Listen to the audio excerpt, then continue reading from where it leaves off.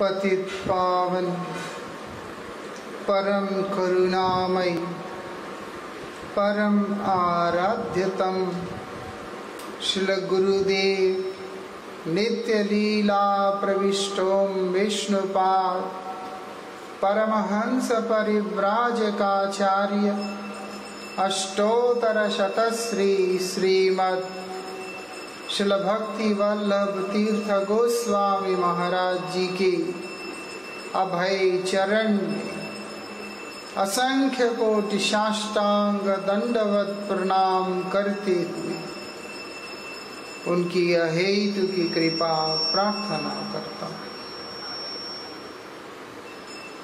आज एक विशेष तिथि है।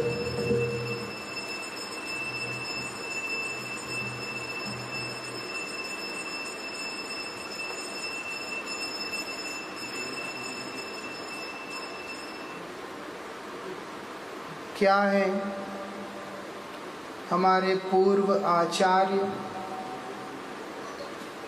जगत गुरु श्री सनातन गोस्वामी पाद का तिरुभाव तिथि है और साथ ही आज का तिथि बहुत विशेष है, क्योंकि आज का तिथि को हम लोग गुरु पूर्णिमा बोल के संबोधन करते हैं। आज का तिथि में गुरुदेव का आविर्भाव हुआ है। कौन सा गुरुदेव? जगत गुरु व्यास जी महाराज, उनका आज आविर्भाव तिथि है। इसलिए ये व्यास पूर्णिमा के नाम से भी जाना जाता है, गुरु पूर्णिमा के नाम से भी जाना जाता है। ऐसा व्यास जी सबके गुरु हैं, कर्मी के भी गुरु हैं, ज्ञानी के भी गुरु हैं, योगियों के भी गुरु हैं, भक्तों के भी गुरु हैं। जो कर्मी का गुरु है वो हमारा गुरु नहीं हो सकता। जो ज्ञानियों का गुरु है वो हमारा गुरु नहीं हो सकता। योगियों का गुरु है वो हमारा गुरु नहीं हो सकता। जो भगवान में भक्ति रखते हैं, भगवत भक्तिमान जो गुरु हैं, वही हमारे गुरु हो सकते हैं। अलग अलग विचारों को लेके चलने वालों के लिए उनके जो अपने गुरु हैं वो अलग रूप से प्रकाशित है, लेकिन व्यास जी को सभी गुरु के रूप में मान करके चलते हैं।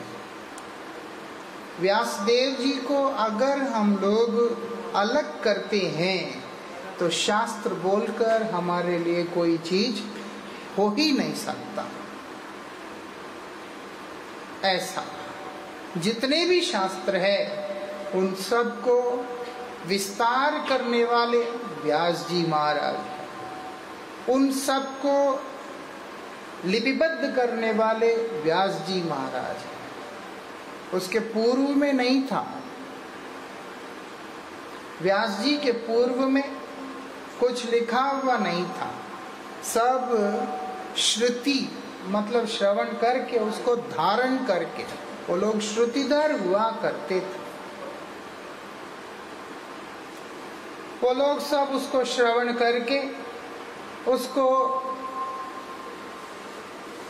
अपने में धारण करके और कर्ण परंपरा के माध्यम से अपने शिष्यों के आगे उन्हीं सिद्धांतों को, उन्हीं विचारों को प्रस्तुत किया करते। इसलिए गुरुदेव वो सारे तत्वों को शिष्य के कान में सुनाकर उसको शिक्षित करते। लेकिन काल क्रम में भगवान ने ही देखा, इसीलिए भगवान ने व्यास जी के ऊपर अपने शक्ति का संचार करते हुए उनको यह अधिकार दिया कि जो अपौरुष वेद हैं, जो किसी व्यक्ति के द्वारा विरचित नहीं है, वेद मतलब भगवान, वेद मतलब ज्ञान, भगवान को भी कोई वर्णन नहीं कर सकता है और ना ही ज्ञान के बारे में कोई हमें बतला सकता है। तो इसीलिए आगे चलकर जो विकृति हमारे संस्कृति में, सनातन धर्म में आ सकता है, उसके लिए व्यासदेव के अंदर शक्ति को संचारित करके ये सारे शास्त्रों को भगवान ने स्वयं ही लिपिबद्ध करवाया। इतना बड़ा अवदान इस जगत के ऊपर व्यास जी महाराज का है। ऐसा कर्मी अगर कोई कर्म संबंधी सिद्धांत को रखना चाहता है तो उसको व्यासदेव का ही रेफरेंस लेना पड़ेगा। ज्ञानी अगर मोक्ष संबंधी कुछ उपदेश करना चाहता है तो उसको व्यास जी महाराज का ही रेफरेंसेस लेना पड़ेगा। योगी अगर कोई सिद्धि तबादी के बारे में बतलाना चाहता है तो उनको भी व्यास जी का ही लेना पड़ेगा। और भक्त भी अगर भक्ति से संबंधित कोई भी सिद्धांत को व्यक्त करना चाहता है तो उन्हें भी व्यास जी की शिक्षा लेना पड़ेगा। इसीलिए बोलते हैं व्यास जी सबके गुरु हैं, वो जगत गुरु है। ऐसा न केवल शिक्षा दिया, आचरण भी करके जगत के आगे रखा। श्री गुरु महाराज जी के मुखारविंद से अनेकों बार हमने इस प्रसंग को श्रवण किया। व्यास जी का असंतोष के बारे में, किस प्रकार से इस संसार के अंदर आए हुए जीवों के परम कल्याण के लिए व्यास जी महाराज ने धर्मार्थ काम मोक्ष से संबंधित सारे विचारों को प्रकाशित कर दिया।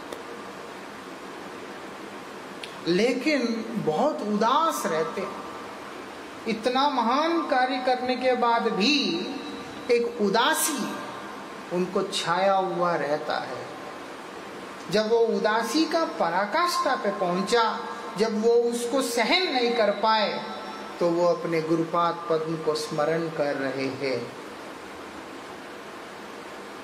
गुरुदेव भी भगवान की तरह सर्वव्याप्त और सर्वांतर्यामी होते हैं। हमारे हृदय की बात को बिना हमें बोले ही जानने वाले होते हैं और सर्वत्र व्याप्त रहते, क्योंकि भगवान सर्वत्र है। गुरुदेव भगवान के अभिन्न स्वरूप और भगवान के प्रथम सेवक होने के कारण वो भी भगवान के साथ नित्य सर्वत्र व्याप्त रहते। ऐसा आज व्यास जी के सामने आ गए नारद गोस्वामी, उनसे पूछते हैं आप खुश तो हैं? और बोलते नहीं। गुरु जी बोलते मन संबंधी आत्मा, शरीर संबंधी आत्मा, ये सब बातें बोलते हैं, लेकिन बात यह है कि ले देकर वो खुश नहीं है। बोलते इतना कुछ किया तब भी संतुष्टि नहीं है। नारद गोस्वामी उनसे कहते जो दूसरे को उद्विग्न किया हो, दुखी किया हो, वो सुखी कैसे रह सकते हो? तो दुखी किया। बोलते हाँ, क्यों? क्योंकि हरिभक्ति से संबंधित कोई भी चर्चा तुमने ना वेदों में किया, वेदांत में भी नहीं किया, और ना ही तुम उससे संबंधित कोई भी चर्चा महाभारत इत्यादि में किया। उन्होंने बताया कि मैंने वेदों को रचना किया, वेदांतों की रचना की, महाभारत की रचना की, बहुत सारा कुछ किया, कहीं पे भी हरिभक्ति की बात प्रकाशित करते हुए तुमने बताया नहीं। और बोलते वेदांत सूत्र में तो बताया। क्या बताया? बोलते ब्रह्म जिज्ञासा,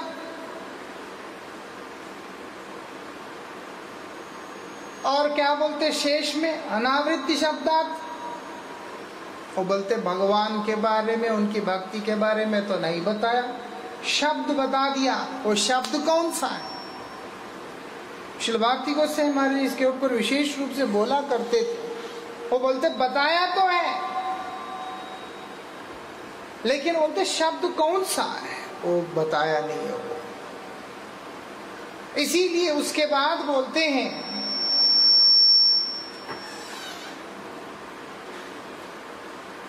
क्या बोल रहे हैं? श्रीमद् भागवत जी में बताया। बोलते क्या बताया? श्रीमद् भागवत जी को आरंभ किया ध्यान से, इसलिए बोला सत्यम परम धीमहि, परम सत्य जो है भगवान, उनका मैं ध्यान करता हूं। ध्यान से आरंभ किया और शेष किया नाम संकीर्तनम यस्य कलौ सर्व पाप प्रणाशनम प्रणामो दुख शमनम तम नमामि हरिम पर। आपने तो बोल दिया हरि नाम, हरि का नाम, वहां पर बोला शब्द, यहां बोला हरि, और बोलते तब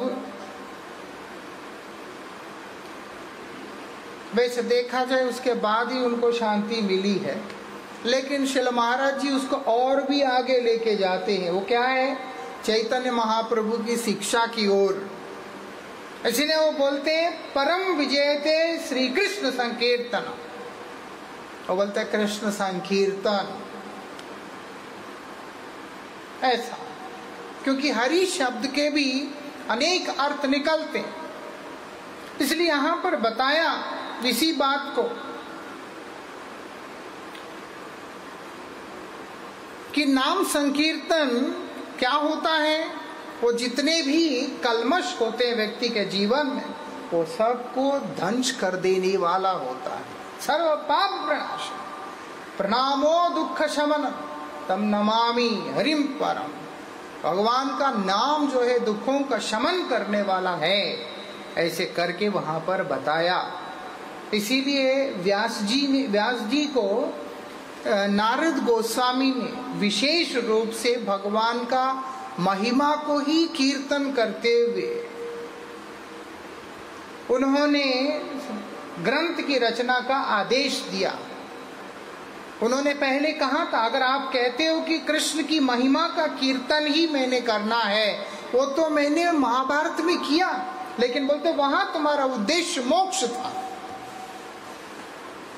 मोक्ष को उद्देश्य बना करके किया गया भगवान का नाम भी उन्होंने स्वीकार नहीं किया उस चीज को। वो बोलते हैं वो क्या होना चाहिए? केवल भगवान की प्रेम की प्राप्ति के उद्देश्य से होना चाहिए। इसीलिए तुम क्या करो? भागवत की रचना करो। तो नारद गोस्वामी को व्यास जी बोलते मैं तो उस काबिल हूं नहीं, मैं तो ऐसे योग्य नहीं हूं। नारद गोस्वामी ने उनको ही चतुश्लोकी भागवत जी का उपदेश दिया। वो बोलते भक्ति योगेन मनस्य सम्यक प्रणहिते अमल। उन्होंने वही चतुश्लोकी का भक्ति योग के द्वारा भगवत प्रेम प्राप्ति के उद्देश्य से उनकी प्रसन्नता को लक्ष्य करते हुए जब चिंतन किया, वो बोलते क्या बोलते? अधोक्षज भगवान जिनको प्राकृत इंद्रियों के द्वारा कोई भी व्यक्ति विशेष दर्शन नहीं कर सकता है, उनका वो दर्शन कर पा रहे हैं। बहुत बड़ा दान है व्यासदेव का, वो दर्शन कर पा रहे हैं और भगवान की माया का भी दर्शन कर पा रहे हैं ऐसा। उसके बाद व्यास जी क्या करते हैं? अब जगत के आगे जो उनकी अनुभूति है उसको प्रस्तुत करना है। कैसे करेंगे? ये तो नहीं बोल सकते कि अभी तक जो मैंने बोला ये सब का वास्तविकता में कोई मूल्य नहीं है, जो आगे बोलने जा रहा हूं उसका मूल्य है। बद्धजीव क्या करेगा? कल को बोलेगा जो अब आप बोल रहे हैं इसके भी आगे कुछ है, ऐसा क्यों नहीं हो सकता फिर? इसीलिए उन्होंने वहां पर बड़े सुंदर तरीका से एक बात बताया, सवै पुंसा परो धर्म यथा भक्तिर अधोक्षज। धर्म है वो क्या है? वो बोलते धर्म तो है जो अभी तक मैंने बताया वो सारा धर्म है। किसका धर्म है? जीव का धर्म है, नैमित्तिक धर्म है, नित्य धर्म है। लेकिन अब जो मैं बोलने जा रहा हूं वो धर्म की पराकाष्ठा श्रेष्ठतम है, चरम। वो क्या है? यथा भक्तिर अधोक्षज। ऐसा भगवान अधोक्षज मतलब ये प्राकृत इंद्रियों के द्वारा जो कि दृष्टि गोचर नहीं है, ऐसे जो भगवान है अधोक्षज, उनकी भक्ति ही परतम धर्म है, श्रेष्ठतम धर्म है। इसके अतिरिक्त और कुछ नहीं। मैंने लिखा बोलकर आप लोग समझो कि ये सारी चीजों की प्रामुख्यता है। वो बोलते हैं लेकिन जो परम धर्म है भक्ति धर्म, उसके आगे तो इसका कोई मूल्य नहीं है। कौन बोले? व्यासदेव स्वयं बोल। इसीलिए तुम अगर संतुष्ट रहना चाहते हो, प्रसन्न रहना चाहते हो अपने जीवन के अंदर, अहेतु क्या अप्रतिहता भक्ति, उसी का अनुशीलन करना। ना कर्म, ना ज्ञान, ना योग, ना तप, ना त्याग, ना ही ना धर्म, ना अर्थ, ना काम, ना मोक्ष। ऐसा करना क्या? अहेतु क्या अप्रतिहता भक्ति।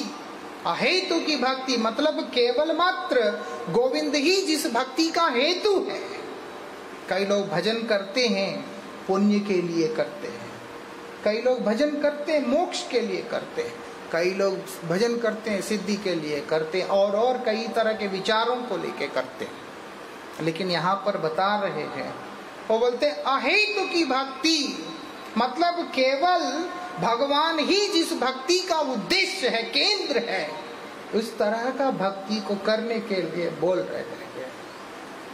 और अगर ऐसे भक्ति पथ का अनुशीलन तुम करोगे, अप्रतिहता भक्ति मतलब भक्ति के अंदर अवरोध नहीं होना चाहिए, टुकड़े नहीं होना चाहिए, विघ्न नहीं आना चाहिए। अप्रतिहता एक मधु की धार जिस प्रकार से गिर रहा होता है, जिसके बीच में कोई भी अवरोध नहीं होता, उसी प्रकार की भक्ति साधना करने के लिए वहां पर बड़े ही गंभीर स्वर में व्यास जी महाराज बतला रहे हैं जगत को। करने को तो मैंने बहुत कुछ किया, लेकिन शांति की अनुभूति मुझे कब हुआ है? बोलते जब मैंने भक्तियों के द्वारा इस सिद्धांत के ऊपर चिंतन किया, ध्यान किया, तब मुझे ये चीज समझ में आया। इसीलिए मैं तुमको बता रहा हूं, श्रेष्ठतम धर्म इससे ऊपर और कुछ है ही नहीं। अप्रतिहता भक्ति जो भी व्यक्ति ने किया, ये आत्मा सुप्रसिद्धति, उसके जीवन के अंदर परम आनंद के अतिरिक्त और कुछ होने की संभावना है ही नहीं। ऐसा बता दिया उन्होंने। इसीलिए उन्होंने ये भागवत जो है, जो हम श्रवण करते हैं, वो है सूत गोस्वामी और सौनकादि ऋषि का संवाद है।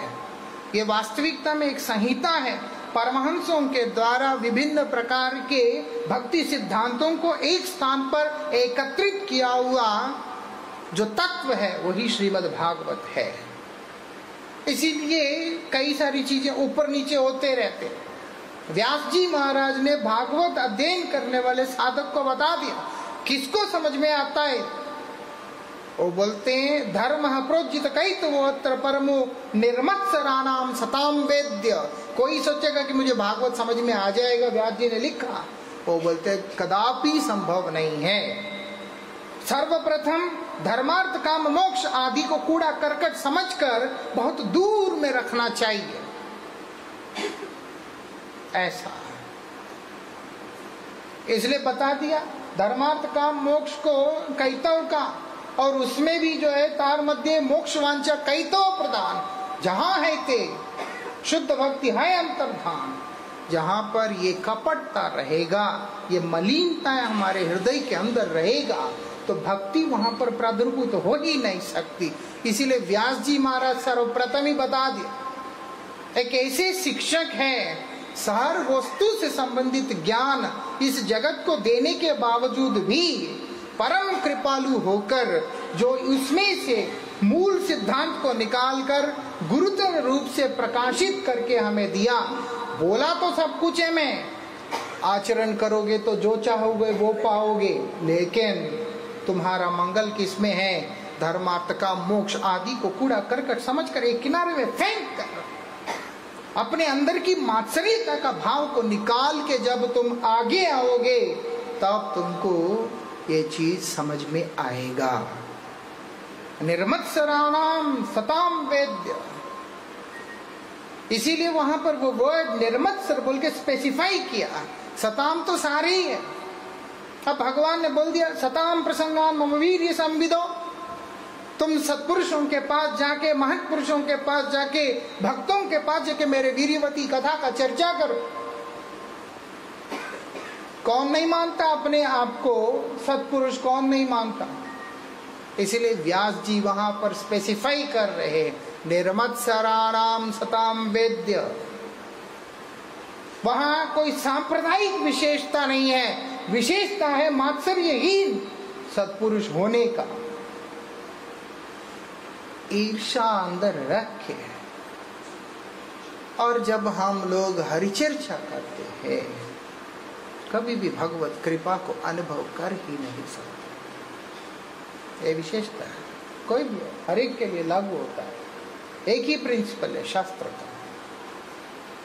ईर्ष्या क्या है? दूसरों के सुख से दुखी होना, दूसरा खुश है तो उससे दुखी होना, दूसरे की उन्नति से परेशान होना। ऐसे जो भी व्यक्ति होता है, उन लोगों के जीवन में कभी भी शुद्ध भक्ति का प्रादुर्भाव हो ही नहीं सकता। इसलिए वहां पर बता दिया ईर्ष्या को त्यागना होगा। त्याग कर, ये सारी चीजों को छोड़कर जब एक व्यक्ति आगे बढ़ने का प्रयास करता है, ये जो भक्ति तत्व है ये उन्हीं के जीवन में प्रकाशित होगी करके व्यास जी महाराज ने बतलाया। जो हो और भी बहुत सारी चीजें हैं, उनकी महिमा बड़ा अद्भुत है, अपार है। आज उनका आविर्भाव तिथि है, वो हमारे गुरुदेव है। ऐसा नहीं है कि हम ये बोले कि व्यासदेव का जो भाव है वही ललिता सखी का भाव है, रूपमंजरी का भाव है, इस तरीका से हम नहीं ले सकते। वो एक अलग विशेष बात हो जाता है। लेकिन साधारण दृष्टिकोण से भगवान के भक्ति शास्त्रों का, जो भक्ति तत्वों का जो अवदान इस जगत के ऊपर हुआ, सिद्धांतों का अवदान हुआ, उसके आधार पे ये बिल्कुल स्पष्ट है कि व्यास जी के बिना कोई भी व्यक्ति भगवान के करीब जा ही नहीं सकता। लोगों के अंदर कंफ्यूजन ना आए, इसलिए व्यास जी ने भगवान शब्द का भी परिभाषा बड़े सुंदर रूप से दे दिया और ये भी बता दिया सभी भगवान है। लोग ऐसे भी सोचते हैं, आधे अधूरे लोग, व्यास जी ने ही वो डाउट भी नहीं रहने दिया। क्या बोलते हैं? एते चंस कला पुष्णा कृष्णस्तु भगवान स्वयं। स्वयं भगवान कृष्ण हैं और भगवान के ये गुण होते हैं, भक्त के ये गुण होते हैं, वैष्णव के ये गुण होते हैं। ये सारे विचारों को जगत के आगे बड़े सुंदर रूप से रख कर जगत को हरिभजन के लिए प्रेरित करते हुए लीला करने वाले श्री कृष्ण द्वैपायन वेद व्यास जी महाराज है। वो दुखी थे, लेकिन उनका दुख का निवारण कहाँ हुआ? उन्होंने बता दिया, भगवान नाम संकीर्तन से हुआ है। ऐसा भगवान का नाम का विशेषता, जो व्यक्ति भगवान के नाम का विरोधी है उसके कान में भी नाम जाता है तो क्या होता है? उसके जितने भी पाप है वो सब ध्वंस हो जाते हैं। वो नहीं चाहता, वो तो भगवान विरोधी है भक्तों का, लेकिन शब्द उसके कान में जाते ही उसके सारे पाप ध्वंस हो जाते हैं। चुपचाप रहने वाला व्यक्ति, उसका क्या होता है? उसको पुण्य होता है, और जो प्रसन्न होता है उसको सुकृतियां होते हैं। और जो व्यक्ति भगवान को चाहता है उसके जीवन में भक्ति का प्रादुर्भाव होता है भगवान के नाम से। इसीलिए बोल दिया परम विजयते श्री कृष्ण संकीर्तनम, भगवान नाम संकीर्तन। कीर्तन करने वाला व्यक्ति का अपना मंगल होता है जब सम्मिलित रूप से सम्यक रस युक्त होकर, सम्मिलित भक्ति युक्त होकर जो कोई भी व्यक्ति भगवान का नाम का कीर्तन करता है उसके जीवन में सारी चीजें आ जाते हैं। इसीलिए बोल दिया भगवान का नाम का कीर्तन से ऊपर कोई और साधन है ही नहीं है। आज उनका आविर्भाव तिथि है, उनको हम लोग प्रणाम करते हुए आज की तिथि को गुरु पूर्णिमा तिथि के रूप में हम लोग मनाते हैं। श्री सनातन गोस्वामी पाद का आज तिरुभाव तिथि है। सनातन गोस्वामी को उपलक्ष्य करके श्री चैतन्य महाप्रभु ने क्या दिया हमको? संबंध ज्ञान का शिक्षा दिया। श्री चैतन्य महाप्रभु ने सनातन गोस्वामी को उपलक्ष्य करके कहाँ पर? काशी के अंदर संबंध ज्ञान का शिक्षा दिया, जहाँ पर हर व्यक्ति सोहम सोहम करता रहता है, मैं ही ब्रह्म हूँ करके। इसलिए महाप्रभु ने उस जगह पर उनको संबंध ज्ञान के बारे में बताया, जीव तत्व के बारे में बताया। और उसके बाद श्री रूप गोस्वामी को उपलक्ष्य करके अभिधेय शिक्षा दिया। राय रामानंद जी के माध्यम से प्रयोजन तत्व को प्रकट किया। तो जो हो, आज सनातन गोस्वामी का तिरोभाव तिथि है। सनातन गोस्वामी के उद्देश्य से ही ये गोवर्धन जी के अंदर ये परिक्रमा इतना बृहद रूप से चलता है। ब्रजवासी इसको मुड़िया पूर्णिमा भी कहते हैं।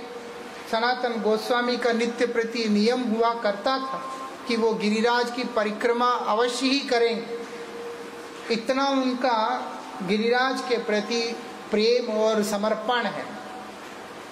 वही सनातन गोस्वामी जब परिक्रमा करने में असमर्थ हुए, शारीरिक रूप से, मानसिक रूप से तो उनका उत्साह बराबर, लेकिन संसार में आने से, ये प्राकृत जगत का देह को धारण करने से शरीर शिथिल होने का स्थिति पे जब आया, कमजोर होने लगा, उनसे परिक्रमा नहीं हो पा रहा।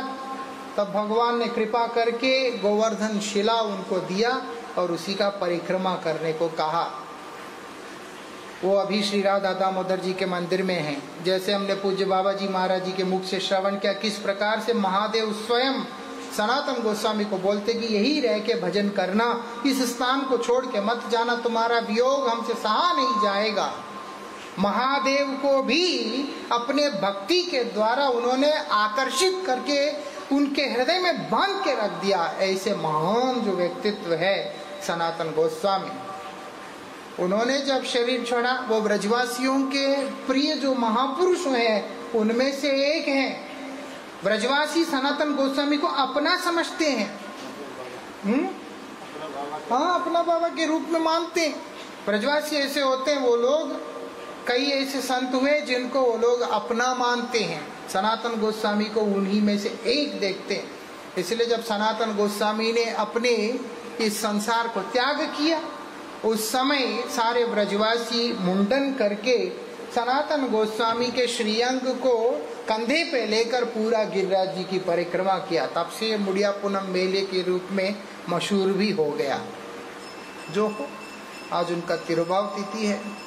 सनातन गोस्वामी पाद हमारे ऊपर कृपा करें। शाम को इस विषय में चर्चा होगा।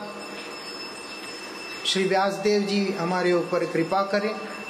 गुरुदेव सनातन गोस्वामी के अभिन्न स्वरूप हैं। गुरुदेव व्यास जी के अभिन्न स्वरूप हैं। व्यास जी को हमने देखा नहीं और देख पाएगा इसका भी शंका है। सनातन गोस्वामी का हमने दर्शन किया नहीं, लेकिन गुरु जी के मुख से ही सुना कि हमने गुरुदेव को देखा, जो कि गुरुदेव इन सब के अभिन्न स्वरूप होकर हमारे मध्य में है। गुरुदेव के श्री चरण में ही प्रार्थना कि वो कृपा करें, जिससे कि गुरु तत्व हृदय में प्रकाशित हो सके, गुरु दर्शन हो सके और गुरु कृपा प्राप्त हो सके और जन्म सार्थक हो सके। वंशा कल्पतरुभ्यश्च कृपा सिंधुभ्य एव च पतितानां पावनेभ्यो वैष्णवेभ्यो नमो नमः।